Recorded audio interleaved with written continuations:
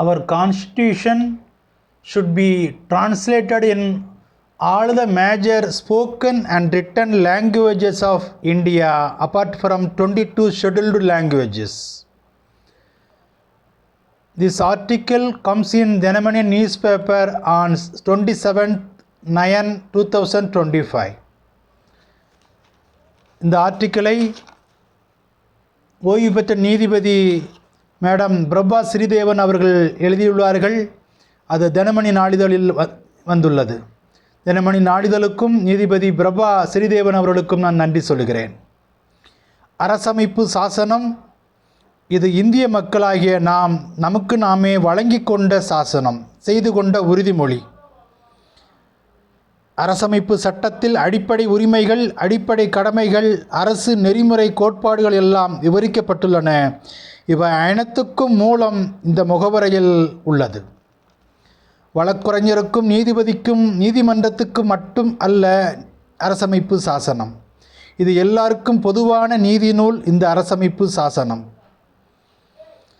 அரசமைப்பு சாசனத்தை எல்லோரும் முழுவதும் படிக்க வேண்டும் என்பது நடக்காத விஷயம். எல்லா வழக்கறிஞர்களும் நீதிபதிகளுமே முழுக்க படித்திருப்பார்களா என்று சொல்ல முடியாது. அப்படி இருக்கும்போது சாதாரண குடிமக்கள் படிக்க வேண்டும் என்று சொல்ல முடியாது. ஆனால் முகவுரையை மட்டுமாவது எல்லாரும் அறிந்திருக்க வேண்டும். அதில் 4 கோட்பாடுகள் சொல்லப்பட்டன. நீதி, தன்னுரிமை, சமன்மை, உடன்பிறப்புரிமை. அதில் முதல் 3 எல்லாருக்கும் புரியும் என்று நான் நினைக்கிறேன்.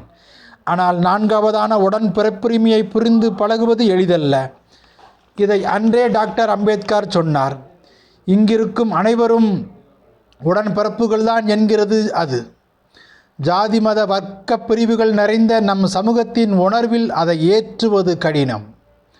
உடன்பிறப்புரிமை என்ற சொல்லை சகோதரத்துவம் என்றும் கூறலாம். அதன் பொருள் என்ன? தனி மனித மாண்பை மதிப்போம், அதை இழிவுபடுத்த மாட்டோம் என்று உறுதிப்படுத்தும் ஆன்மா. இதை இணைத்து வாழ்வது. சக மனிதரிடம் காட்ட வேண்டிய மரியாதை மனிதநேயம் என்றும் சொல்லலாம். சக மனிதர் என்றால் யார்? ஆண், பெண், சிறார், முதியோர், திருநர், மாற்றுத்திறனாளி, மேல்ஜாதி, கீழ்ஜாதி, மாற்று மதத்தவர், மனநிலை குன்றியவர், ஏழை, மனித களவு அகற்றுபவர் என சொல்லிக்கொண்டே போகலாம். இந்திய மக்களாகிய நாம் என்றால் அதில் அனைவரும் அடக்கம் இல்லையா? நம் எல்லோருக்கும் மற்றவரிடம் சகோதரத்துவம் காட்டும் கடமை உள்ளது. மற்றவரிடம் அதை எதிர்பார்க்கும் உரிமையும் உள்ளது. சும்மா வரவில்லை இந்த அரிய அரசியலமைப்பு சாசனம். இரத்தம், வியர்வை, கண்ணீர் சிந்தி அதனுடன் கடும் உழைப்பை சேர்த்து நமக்கு அதை ஈன்றார்கள். கற்ப காலம் 2 ஆண்டுகள் 11 மாதங்கள் 18 நாட்கள். இந்த அரசமைப்பை உருவாக்க முதலில் 300க்கும் மேலான அங்கத்தினர்கள் இருந்தார்கள். பிரிவினைக்கு பிறகு அது குறைந்தது. மொத்தம் 15 பெண்கள். இவர்கள்தான் அரசமைப்பின் பெற்றோர். இதன் முகவரியை படித்து பதித்துக் கொள்வது ஒரு புனித கடமை. அதற்கு பிறகு அடிப்படை உரிமைகள் என்ன, அரசு நெறிமுறை கோட்பாடுகள் என்ன, அடிப்படை கடமைகள் என்று படிப்படியாக தெரிந்து கொள்ளலாம். நம் மக்களுக்கு புரியும் மொழியில் ஒவ்வொரு இந்திய மொழியிலும் இதை மொழியாக்கம் செய்வது நம் அரசின் கடமை. மொழியாக்கத்தில் சீரமைப்பு தேவைப்பட்டால் செய்ய வேண்டும். இன்று வரை நாடாளுமன்றம் கொண்டு வந்துள்ள திருத்தங்களை சேர்க்க வேண்டும். பள்ளிகள், கல்லூரிகள், அரசியல் அலுவலகங்கள், மருத்துவமனைகள், காவல் நிலையங்கள், நீதித்துறை அலுவலகங்கள், அரசு அலுவலகங்கள், தொழில் நிறுவனங்கள், பேருந்து, ரயில், விமான நிலையங்கள் மற்றும் இன்ன பிற இடங்களில் சுவரில் பெரிய எழுத்தில் அரசமைப்பு முகவரையை மாட்டி வைக்க வேண்டும். முக்கியமாக முகவரையை மட்டுமாவது நம் பள்ளி, கல்லூரி மாணவர்கள் முதலில் அவரவர் மொழியில் கற்கட்டும். பசுமரத்தில் செதுக்கிவிட்டால் அழியாது என்பது நம் நம்பிக்கை. ஆமேன்.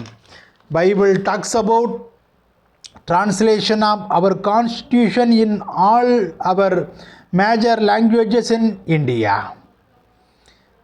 In Esther chapter 8 and 9, Esther chapter 3 verse 12, they wrote down all the commands that Mordecai gave to the Jews and to the officials and the deputies and rulers of the province which are from India to Ethiopia, 127 provinces, to each province in its script, to each people in their language, and to the Jews in their script and in their language. A decree was written according all that Haman had commanded the king's officer, the governors who were over every province, and the rulers of every people of the every province according to its script, and to every people in their language. Amen.